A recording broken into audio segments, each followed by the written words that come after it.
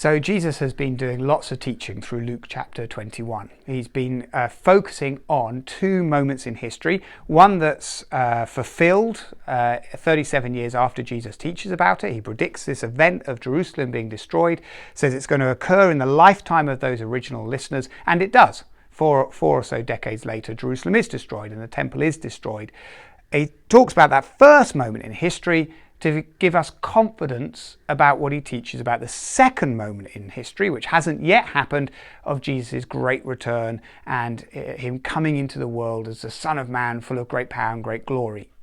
So that's the teaching that Jesus has done. The very end of Luke's sentence 21, that teaching has stopped, and it says this, 37 to 38. Each day Jesus was teaching at the temple, and each evening he went out to spend the night on the hill called the Mount of Olives, and all the people came early in the morning to hear him at the temple. Now, it's just describing in one sense Jesus' daily habits. He's come to Jerusalem, not his hometown, because there's big festivals going on, and he spends the day at the temple, and then I guess like lots of the pilgrims and visitors, they then go and perhaps lodge Airbnb style in some of the villages or outskirting houses, or maybe in the nice weather they just sleep outside, sleep under some kind of tent or canvas. And that's what Jesus is doing. Says it quite clearly, doesn't it? Each day he's teaching in the temple, and then each evening he went out and spent the night on the hill called the Mount of Olives. That's 2 or 3 miles outside Jerusalem, a nice cooler mountainside where he slept. So we could simply take it as a moment when Luke, who's always very historically accurate, is just giving us some details of the daily rhythm that Jesus was experiencing during this week he visited Jerusalem. But I want to underline a couple of things, or one thing really that occurs twice, which I think is really important. Do you notice it says each day Jesus was teaching at the temple? So Jesus knows this is the last week of his life. So what does he spend it doing? Teaching. His word is central in Jesus' mind. This is a priority. Get my word, teach it, get it into people's hearts and minds.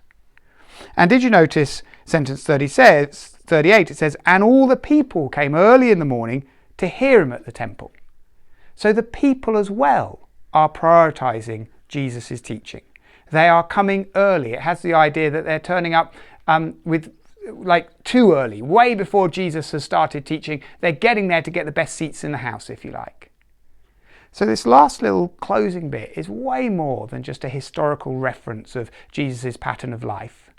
It is an emphasis on the centrality of the words of Jesus, which we understand as the whole Bible now.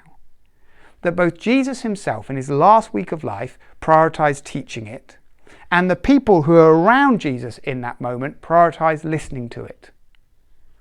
So I just want to finish this little devotion by just challenging a little bit about saying, has the word of Jesus, the Bible, has it that same kind of priority that Jesus gives it?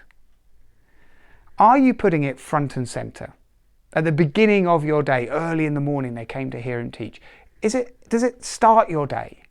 Is it woven through your day? Does it finish your day? Is it central in the same way that Jesus made it central?